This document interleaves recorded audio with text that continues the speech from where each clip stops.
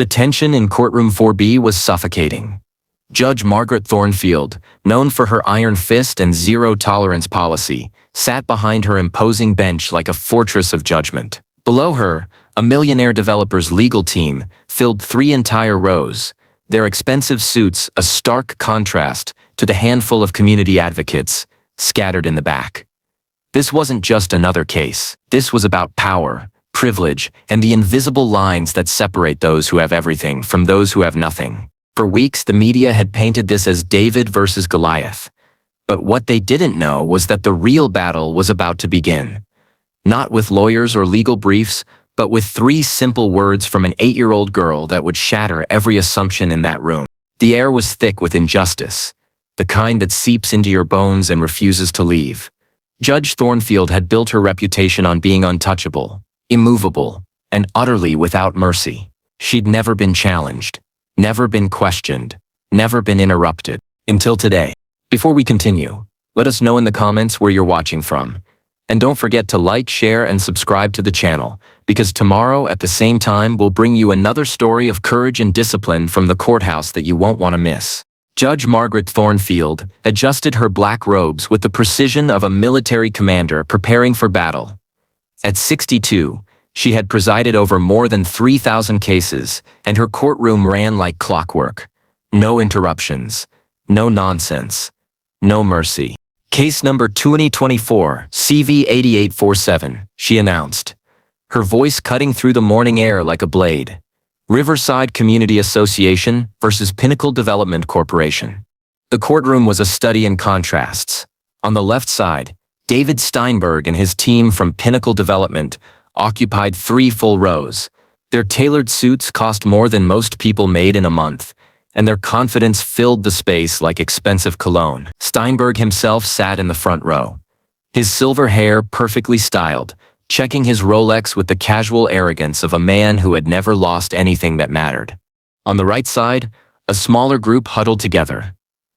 Maria Santos, a community organizer in her 50s, clutched a worn folder containing testimonies from residents who couldn't afford to miss work to be here. Beside her sat Thomas Wright, a young public defender whose entire wardrobe probably cost less than one of Steinberg's ties. "Your Honor," Wright began, standing with the determination of someone fighting an uphill battle. Pinnacle Development's proposed luxury complex will displace over 200 families, many of whom have lived in Riverside for generations. These aren't just houses we're talking about. These are homes, communities, lives. Judge Thornfield's expression remained stone cold. She had heard variations of this argument countless times. Progress versus preservation, development versus community. In her experience, progress always won. "Mr. Wright," she interrupted, "the court is interested in legal arguments, not emotional appeals. Do you have any substantial legal grounds to challenge this development?" The young lawyer's shoulders sagged slightly. He knew what everyone in that room knew. Pinnacle had covered all their legal bases. They had permits, environmental clearances, and the backing of city officials. The law was on their side, even if morality wasn't. But as Wright opened his mouth to respond, the heavy courtroom doors creaked open. A woman entered quietly, holding the hand of a small girl. The woman, clearly nervous, whispered something to a bailiff and was directed to the back row. What no one in that courtroom knew was that this woman, Sarah Johnson, had been fighting Pinnacle Development for 8 months. Her small apartment building was scheduled for demolition in 2 weeks, and she had nowhere else to go. She had brought her daughter, hoping that seeing real families affected by this decision might make a difference. She was about to find out just how wrong she was, and how right. Judge Thornfield glanced at the newcomers with mild irritation. Late arrivals disrupted her carefully orchestrated proceedings. But she said nothing, turning her attention back to the lawyers. That was her first mistake. David Steinberg's lead attorney, Jonathan Pierce, stood with the confidence of a man who had never lost a case he cared about winning.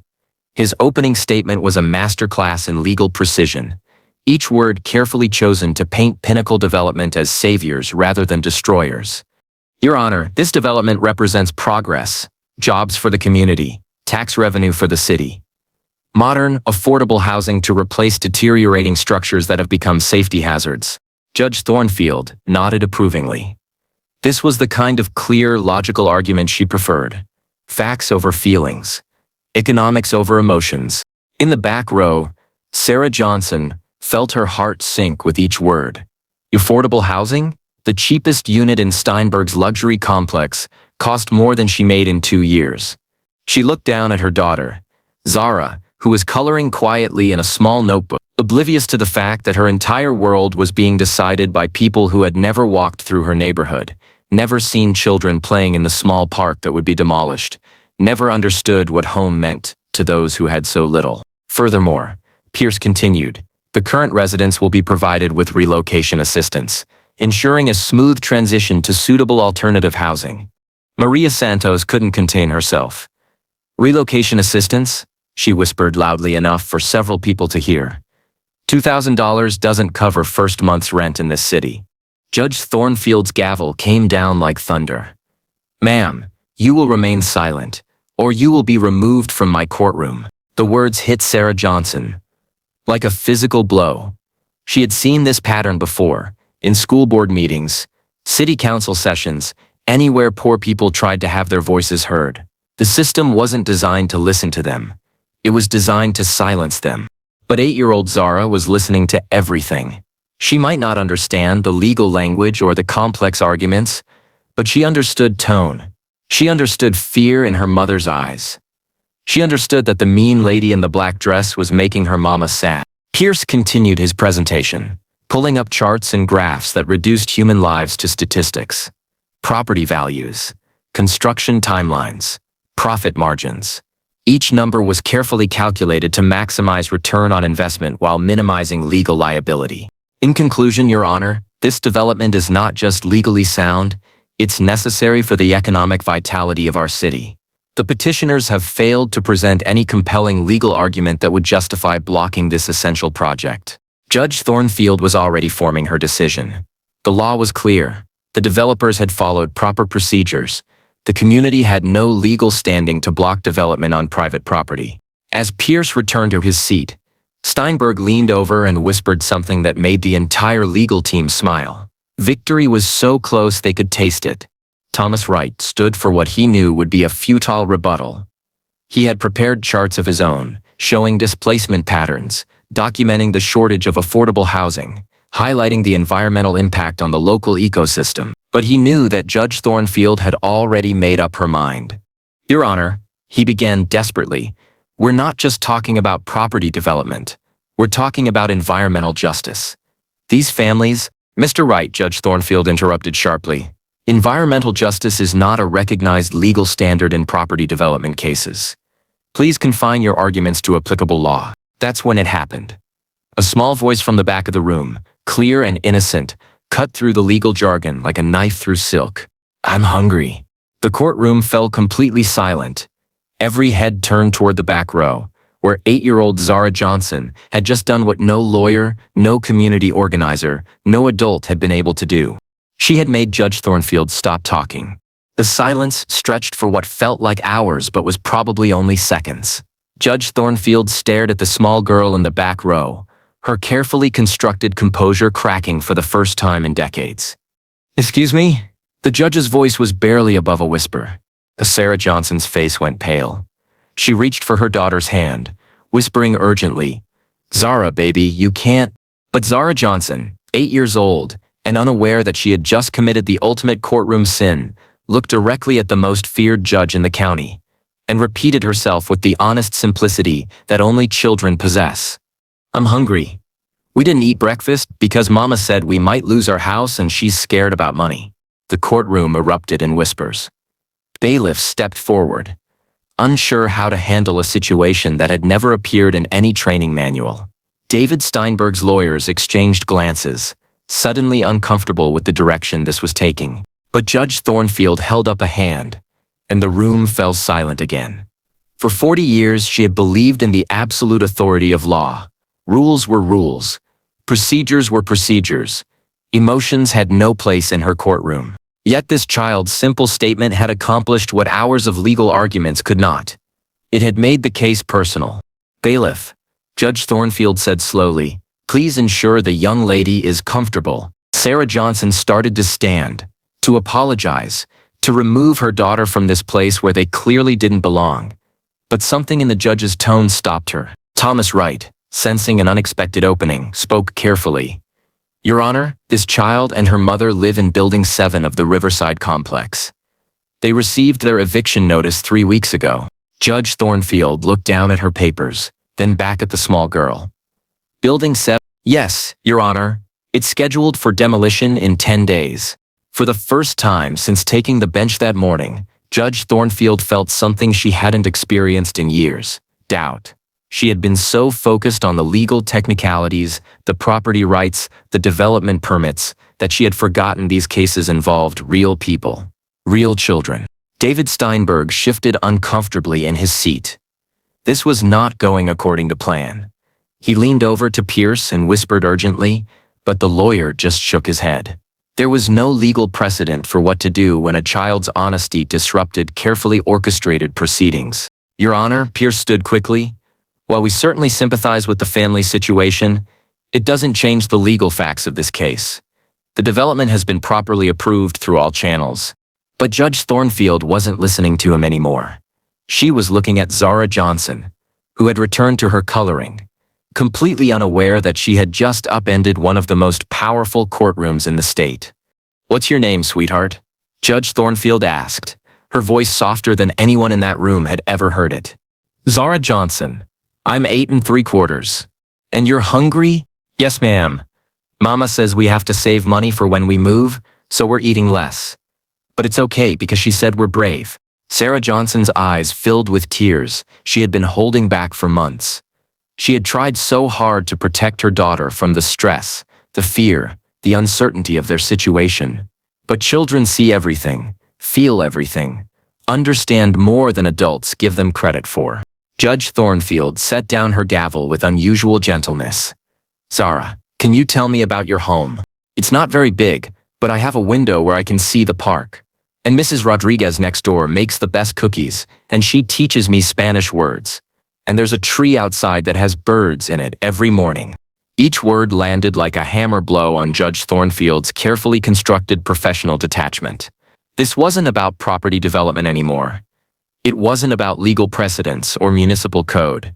It was about a little girl who was about to lose the only world she had ever known. And for the first time in her career, Judge Margaret Thornfield realized that the law might not be enough. Judge Thornfield called for a 15-minute recess, something she rarely did in the middle of proceedings. As the courtroom began to empty, she remained at her bench, staring at the legal brief in front of her while Zara's words echoed in her mind. Your Honor? Her clerk, Jennifer Martinez, approached cautiously. In 12 years of working for Judge Thornfield, she had never seen her look so uncertain. Jennifer, what do you know about Building 7 in the Riverside Complex? The clerk pulled out a tablet and scrolled through information. Built in 1987, Your Honor. 48 units, mostly 1 and 2 bedroom apartments. Average rent is $650 per month. 90% occupancy rate, with many families having lived there for over a decade. And the relocation assistance? $2,000 per family, plus 60 days to vacate. Judge Thornfield did quick math in her head. In their city, $2,000 wouldn't cover a security deposit on most apartments, let alone first month's rent. These families weren't being relocated. They were being scattered to the wind. Meanwhile, in the hallway, David Steinberg was having an urgent conversation with his legal team. This is exactly the kind of emotional manipulation we prepared for, he said, his voice tight with frustration. One crying kid and suddenly everyone forgets this is a legal proceeding, not a charity event. But Jonathan Pierce looked troubled. David, the optics of this are terrible. If word gets out that we're evicting families with hungry children, the optics don't matter if we lose the case, Steinberg snapped. We've invested 18 months and $40 million in this project. We're not backing down because some kid didn't eat breakfast. Back in the courtroom, Sarah Johnson sat with her daughter, wondering if she should leave. This whole thing had been a mistake. She had thought that maybe, just maybe, if the judge saw the real faces behind the case numbers, it might make a difference. But she was used to disappointment, used to being invisible. Mama, why is everyone upset? Zara asked, still coloring in her notebook. They're not upset, baby. They're just talking about grown-up things. Is the mean lady in the black dress going to make us move? Sarah's throat tightened. How do you explain to an 8-year-old that the world isn't fair? That sometimes people with more money get to make decisions about people with less money, regardless of right or wrong? I don't know, baby. I hope not. Thomas Wright approached them during the recess. Mrs. Johnson, I need to ask, would you be comfortable if the judge asked you some questions? Sarah's hands shook. I don't know. I'm not good at talking in front of people. I just wanted her to see that we're real people. You know? Not just names on a paper. You did good bringing Zara here. Sometimes the truth is more powerful than any legal argument. But was it? Sarah had seen truth lose to money too many times to be optimistic. When court reconvened, Judge Thornfield looked different somehow. The harsh lines around her eyes had softened, and when she spoke, there was something new in her voice, uncertainty. Mrs. Johnson, she said, addressing Sarah directly, would you please approach the bench? Sarah's legs felt like water as she stood. She had never been addressed by a judge before, never been the focus of legal proceedings. She walked to the front of the courtroom with Sarah's hand in hers, feeling the weight of dozens of eyes watching her every move. Mrs. Johnson, can you tell me about your living situation? It's just me and Zara. Your Honor, I work 2 jobs, but it's still hard to make ends meet. The apartment in Building 7, it's all we can afford, and it's close to Zara's school. Her voice trailed off as she realized she was rambling. But Judge Thornfield nodded encouragingly. And if Building 7 is demolished, where will you go? Sarah's eyes filled with tears. I don't know, Your Honor. I've looked everywhere. There's nothing available that I can afford. Nothing close to Zara's school. We might have to move in with my sister in another state. Start over. Judge Thornfield looked down at Zara, who was holding her mother's hand and looking up at the judge with curious, unafraid eyes. Zara, do you like your school? Yes, ma'am. My teacher, Mrs. Peterson, says I'm really good at reading. And my best friend Emma lives in my building too. Each innocent answer was another nail in the coffin of Judge Thornfield's professional detachment. She had built her career on the belief that emotion had no place in law, that justice was blind for a good reason. But looking at this mother and daughter, she began to wonder if justice could be too blind to the human cost of legal decisions. The question was, what could she do about it? Judge Thornfield made a decision that would haunt legal scholars for years to come. Instead of proceeding with the case as planned, she did something unprecedented. She asked to hear directly from the residents who would be affected. Mr. Wright, I'd like to hear testimony from other residents of the Riverside complex. Can you arrange that? David Steinberg's team erupted in whispered objections. Pierce stood immediately. Your Honor, this is highly irregular. The legal standing of individual residents isn't relevant to the zoning and development questions before the court. But Judge Thornfield's expression had hardened into something new, not her usual cold authority, but a determination born of moral awakening. Mr. Pierce, this court has broad discretion in determining what testimony is relevant. I'm exercising that discretion. Over the next hour, a parade of residents took the witness stand. Maria Santos spoke about the community garden that fed 12 families. An elderly man named George Washington described how he had lived in Building 7 for 23 years, how it was the first place he'd ever felt truly safe after returning from Vietnam. But it was Mrs. Elena Rodriguez who delivered the most devastating testimony. Your Honor, she said in heavily accented English, my grandson, he has asthma. The doctor, she says, he needs to stay close to the hospital. Building 7, it's only 6 blocks from the emergency room. If we move far away, she couldn't finish the sentence, but everyone understood. Judge Thornfield found herself thinking about her own grandchildren, safe in their suburban homes with their trust funds and private schools. When was the last time any of them had worried about having enough to eat? Or being close enough to a hospital? David Steinberg was getting increasingly agitated. He whispered urgently to Pierce, who finally stood again. Your Honor, while these stories are certainly touching, they don't change the fundamental legal reality. Pinnacle Development has followed all proper procedures. They have legally acquired this property. The court cannot simply ignore property rights because of emotional appeals. And technically, Pierce was right. Judge Thornfield knew it, Wright knew it, everyone in that courtroom knew it.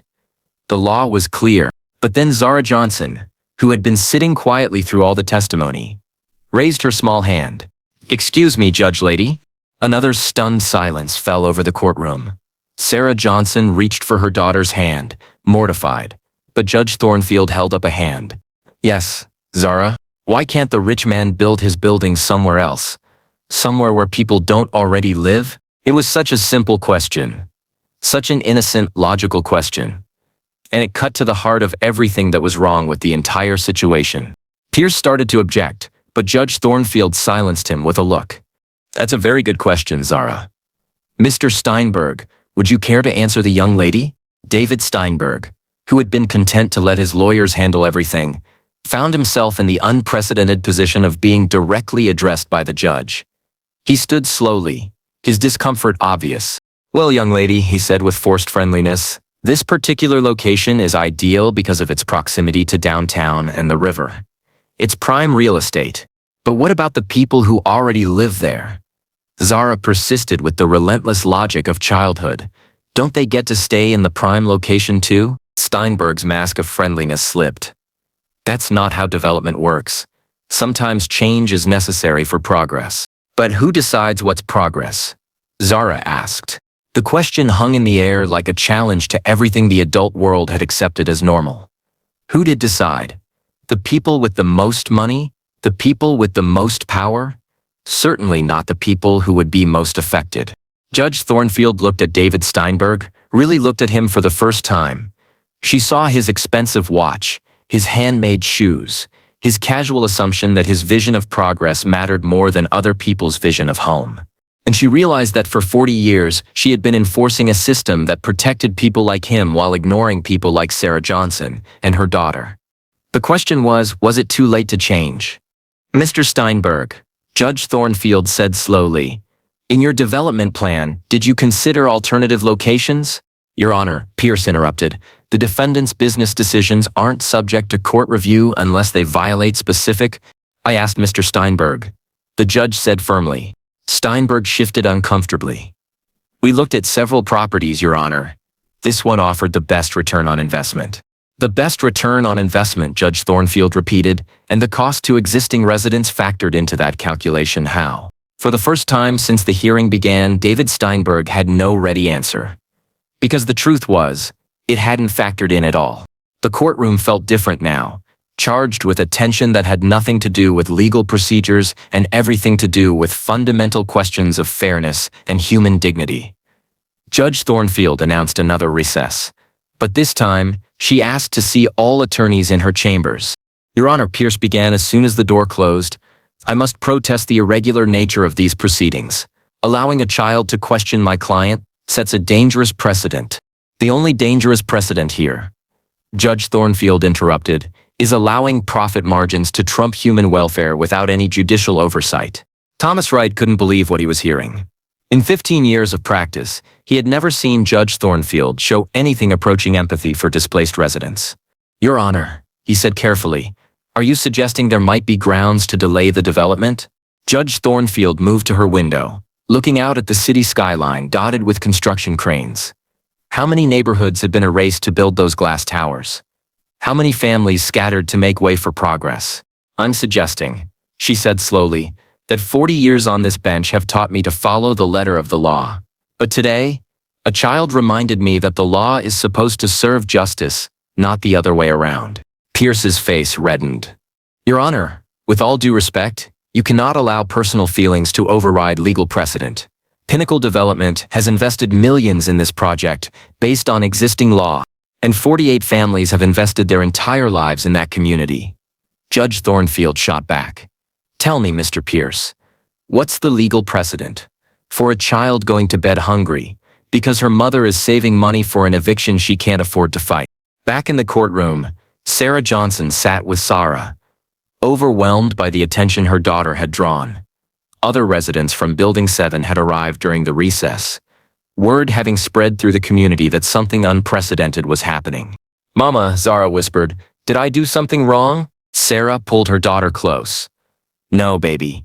You did something very right. You told the truth.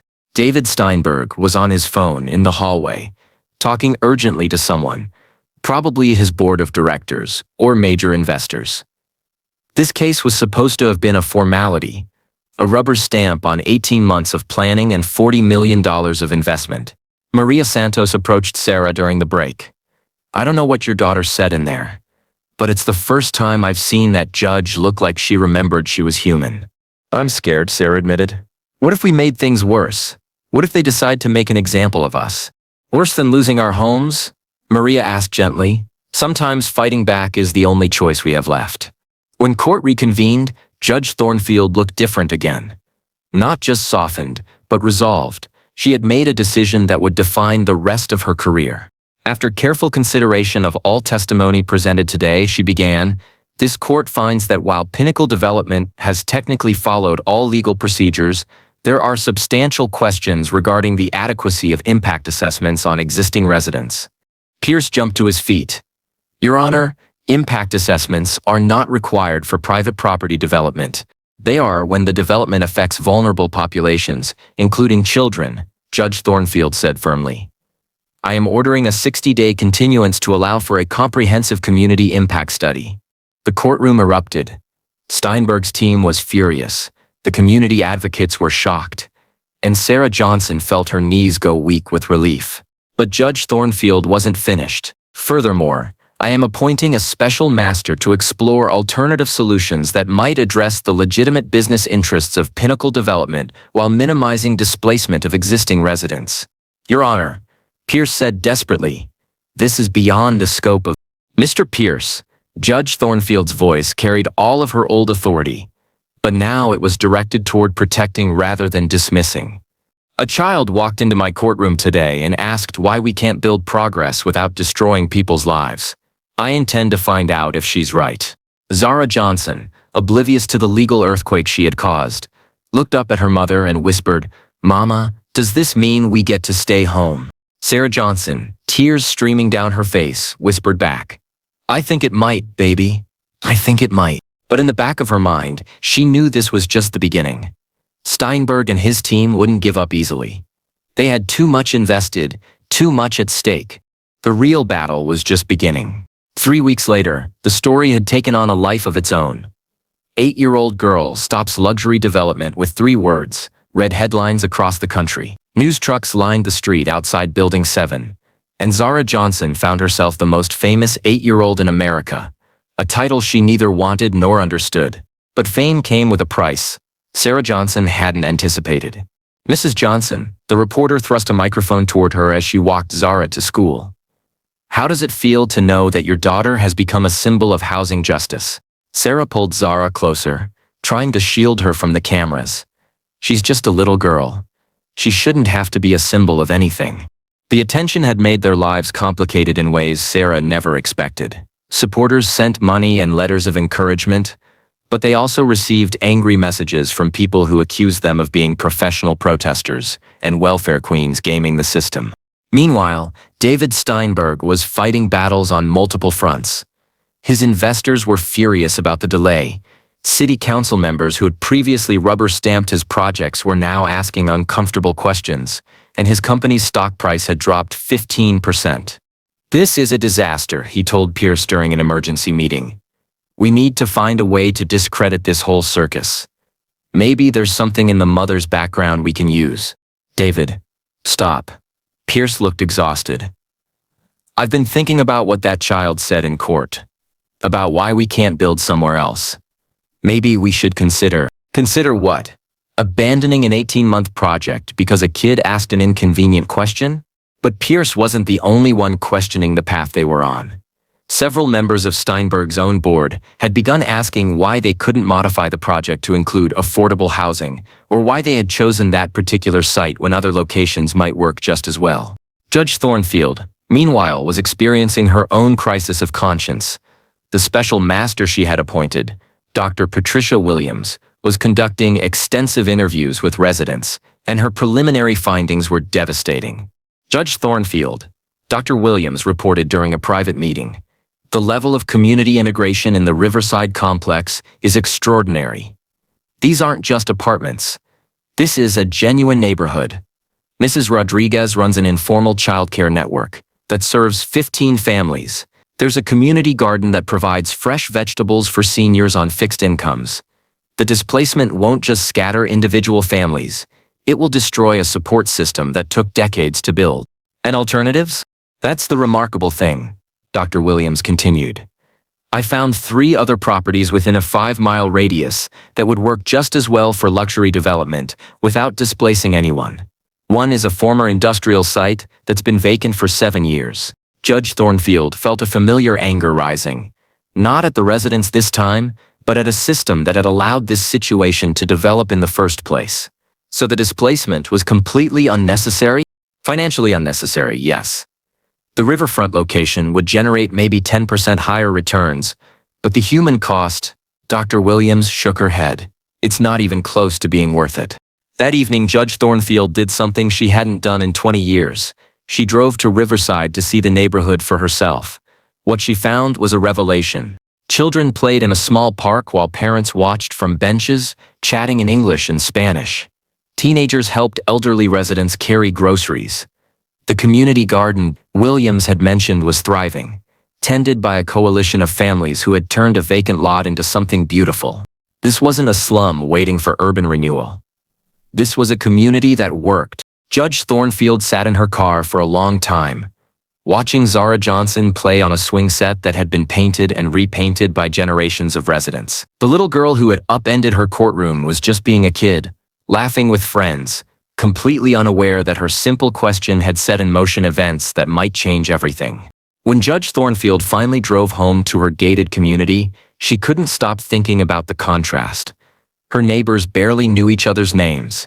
They lived in beautiful isolation, connected by nothing more than property values and homeowners association fees.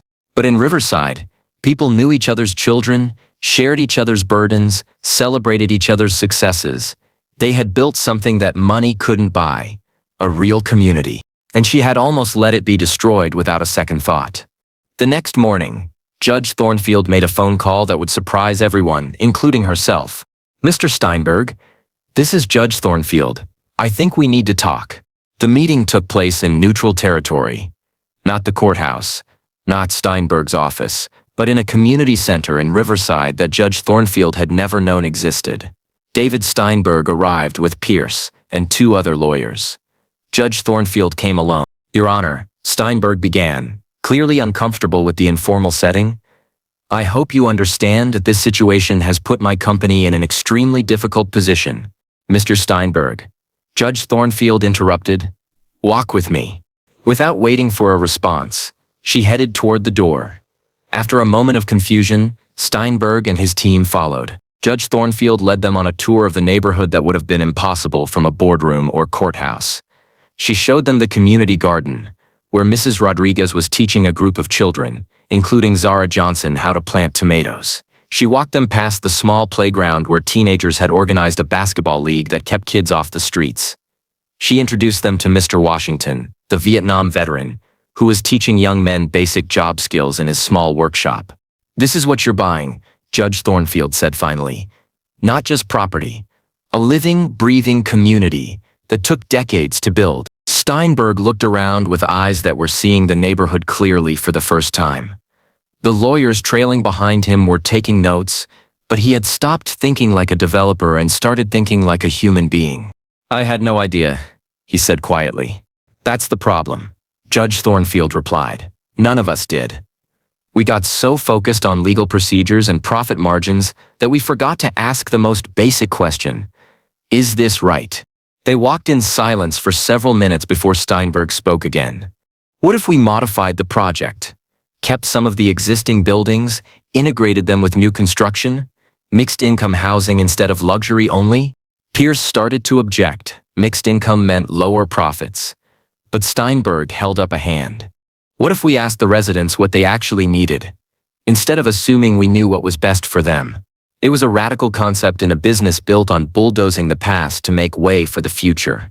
2 months later, Judge Thornfield stood in the same courtroom where this all began, preparing to deliver her final ruling. But the case that came before her was entirely different from the one that had started. Case number 2024 CV 8847, she announced. Riverside Community Association and Pinnacle Development Corporation joint petition for modified development approval. The courtroom looked different too. Sarah Johnson and Zara sat in the front row, next to Maria Santos and other community leaders. David Steinberg sat with them, not across from them, reviewing plans that had been created through months of community input rather than corporate boardrooms. Your Honor, Thomas Wright stood, but his tone was celebratory rather than combative. The parties have reached an agreement that we believe serves both the community's need for affordable housing and Pinnacle Development's business objectives. The new plan was revolutionary in its simplicity. Instead of demolishing everything, Pinnacle would renovate existing buildings while constructing new mixed-income housing. Instead of displacing residents, they would guarantee that anyone who wanted to stay could stay. Instead of maximizing short-term profits, they would invest in long-term community development. Furthermore, Wright continued, Mr. Steinberg has agreed to establish a community investment fund, managed jointly by residents in Pinnacle Development, to ensure that future development serves the neighborhood's interests. Judge Thornfield looked at Zara Johnson, who was coloring in the same notebook she had brought to court months earlier. The little girl who had asked such